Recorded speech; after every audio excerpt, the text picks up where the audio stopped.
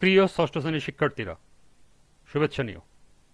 আজকে আমি তোমাদের বাংলাদেশ ও বিশ্ব পরিচয় বিষয়ের নতুন বই থেকে তৃতীয় অধ্যায় এর ২২ পৃষ্ঠার কাজ সমাধান করে দেব। প্রথমে তোমাদের বলবো, যারা আমার চ্যানেলটি সাবস্ক্রাইব করো নাই তারা আমার চ্যানেলটি সাবস্ক্রাইব করবে এবং আমার সাথে থাকবে। তাহলে চলো আমরা ক্লাস শুরু করি। বাংলাদেশ ও বিশ্ব পরিচয়, পৃষ্ঠা নং ২২, কাজ। দলে ভাগ হয়ে বাংলাদেশের সংস্কৃতির ধরন চিহ্নিত করো। চলো এখন আমরা এর সমাধান দেখে নিই। এর সমাধান হবে, সংস্কৃতি বলতে গণমানুষের সাহিত্য, সঙ্গীত, নৃত্য, ভোজন রীতি, পোশাক, উৎসব ইত্যাদির মিথস্ক্রিয়াকে বোঝানো হয়ে থাকে। বাংলাদেশের বাঙালিদের রয়েছে শত শত বছরের ইতিহাস ও ঐতিহ্য। বাংলাদেশের বাঙালি সংস্কৃতির স্বকীয় বৈশিষ্ট্যের কারণে স্বমহিমায় উজ্জ্বল। বাংলাদেশ পৃথিবীর সমৃদ্ধ সংস্কৃতি ধারণকারী দেশগুলোর মধ্যে অন্যতম। বাংলাদেশের সংস্কৃতির ধরনগুলো নিম্নে উপস্থাপন করা হল।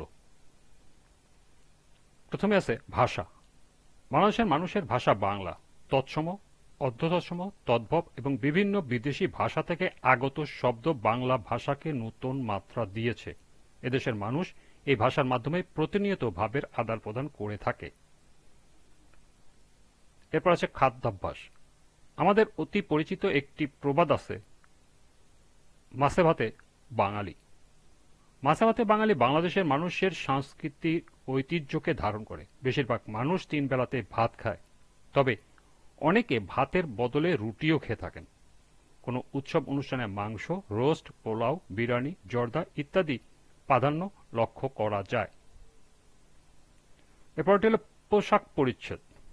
বাংলাদেশের অধিকাংশ মানুষ লুঙ্গি, গেঞ্জি, গামছা, পায়জামা, পাঞ্জাবি, ফতুয়া পরিধান করে। শহর এলাকায় pant, shirt, T shirt, trouser, cap, blazer পরিধান করে। মেয়েরা শাড়ি, সালোয়ার কামিজ পরিধান করে। গ্রাম কিংবা শহর সবখানে গামছা ব্যবহারের প্রচলন রয়েছে। এরপরে বাড়িঘর।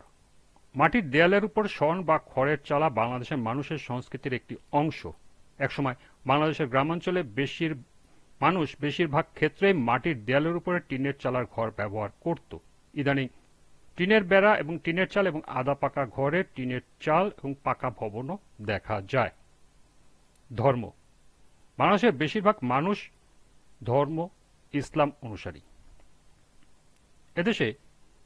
এছাড়াও এদেশে হিন্দু, বৌদ্ধ ও খ্রিস্টান ধর্মের মানুষ বাস করে। বিভিন্ন ক্ষুদ্র নৃতাত্ত্বিক গোষ্ঠীর জনসংখ্যা যেমন চাকমা, মারমা, হাজং, মণিপুরী, গারো, রাখাইন ইত্যাদি এখানে বসবাস করে এবং তাদের নিজস্ব সাংস্কৃতিক বৈশিষ্ট্য রয়েছে। সর্বশেষ হল বিনোদন।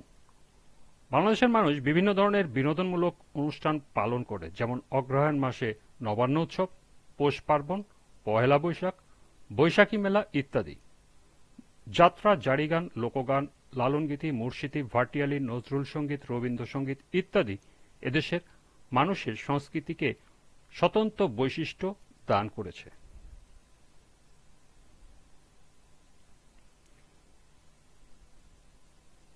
এই ছিল ২২ পৃষ্ঠার কাজের সমাধান। আজকের ক্লাসটি এ পর্যন্তই।